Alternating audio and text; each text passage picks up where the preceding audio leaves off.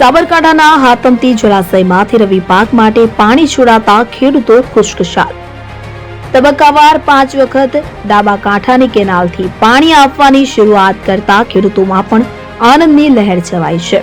ખેડૂતોને રવિ સિઝનમાં પણ અમુક પાકો માટે પાણીની જરૂરિયાત પડતી હોય છે।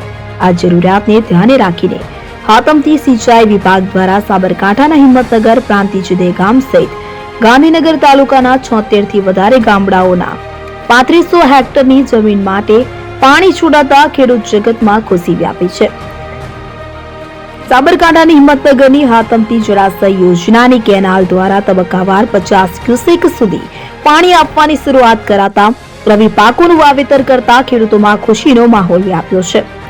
સાબરકાંઠાના હિંમતનગર, પ્રાંતિજ સહિત ગાંધીનગર તેમજ દેગામ તાલુકાના 76 થી વધારે ગામડાઓમાં ડાબા કાંઠાની કેનાલ દ્વારા પાણી આપવાની શરૂઆત કરાઈ છે, જેમાં બટાકા, શાકભાજી, ઘઉં, ચણા, તમાકુ સહિતના પાકો માટે પાણીની વ્યાપક જરૂરિયાત રહેતી હોય છે। આ અંતર્ગત આગામી 15મી નવેમ્બર સુધી પાણી આપવાની શરૂઆત કરી છે।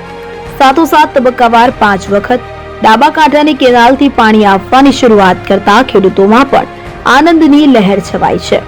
હાલ હાતમતી જળાશયમાંથી આ 3જી વખત પાણી અપાઈ રહ્યું છે, જેના કારણે ખેડૂતોમાં ખુશીનો માહોલ જોવા મળ્યો છે। સાબરકાંઠાના હાતમતી જળાશય યોજના અંતર્ગત ડાબા કાંઠાની કેનાલ પર સાબરકાંઠા તેમજ મહેસાણા જિલ્લાના 5 તાલુકાઓ સુધી પાણી પહોંચતું હોય છે। તેમાં સાબરકાંઠાના હિંમતનગર, પ્રાંતિજ તેમજ ગાંધીનગર દેગામના વિવિધ 76 જેટલા ગામડાઓમાં 3500 હેક્ટર જમીન માટે પાણીનો સરળ વિકલ્પો બની રહ્યો છે।